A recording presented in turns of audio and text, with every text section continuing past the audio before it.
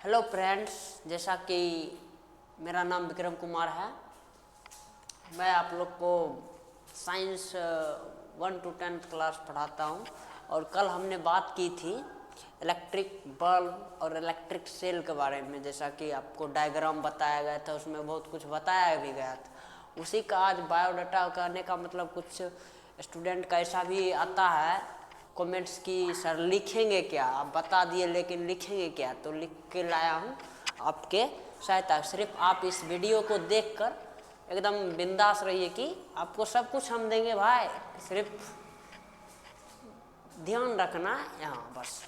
जैसा कि देख रहे हैं electricity is powerful form of energy. सब जानते हैं कि इलेक्ट्रिसिटी बहुत पावरफुल फॉर्म ऑफ एनर्जी है क्या। All the devices which run by electricity have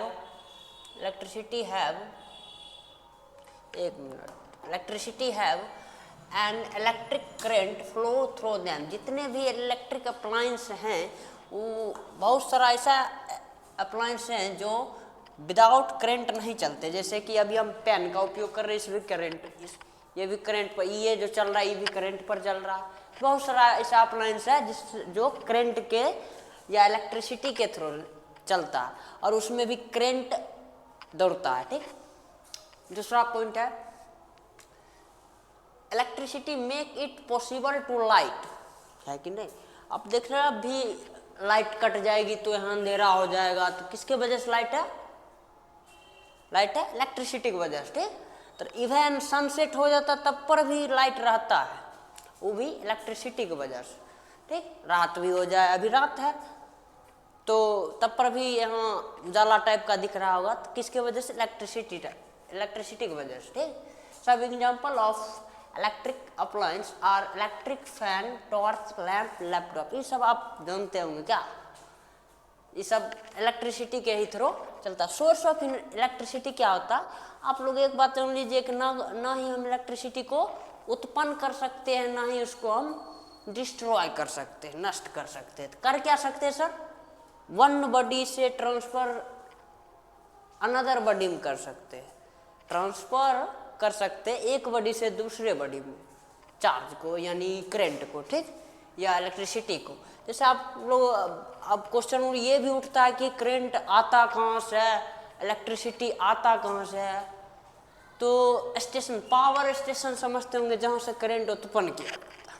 उत्पन्न नहीं, वहाँ से क्या किया जाता है, वायर के थ्रू हमारे घर तक ला के दिया जाता है, वायर के थ्रू।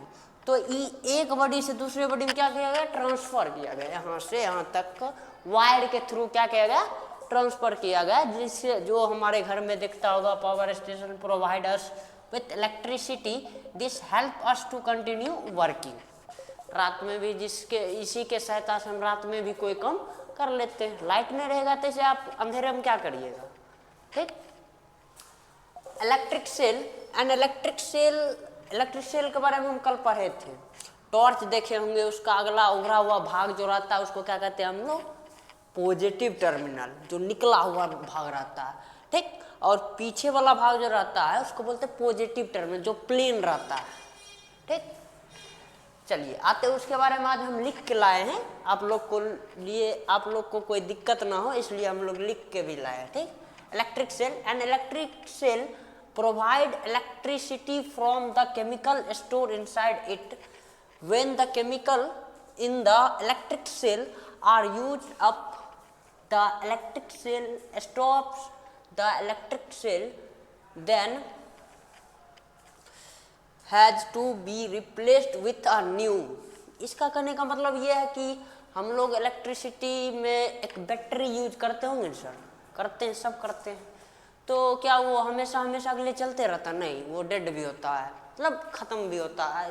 उसके अंदर एक कुछ केमिकल भरा रहता है जो जितना दिन तक उसका अवधि रहता है उतना दिन तक चलता है, फिर वो खत्म हो जाता है। क्या फिर उसको चार्ज करते नहीं करते हैं, क्या नहीं, चार्ज नहीं करते। फिर उसको जितना उसमें केमिकल स्टोर था तब तक उतना आपको एनर्जी दिया, फिर खत्म हो गया तो बात उसका खत्म, फिर एक नया उस उपयोग करेंगे, बैटरी लाएंगे। ठीक, तो डेट्स ऑल, ये सब आपको कल बताया गया था, वही आज हम लिख के लाए हैं कि आप लोग थोड़ा बढ़िया से समझ लें। ठीक, थैंक यू।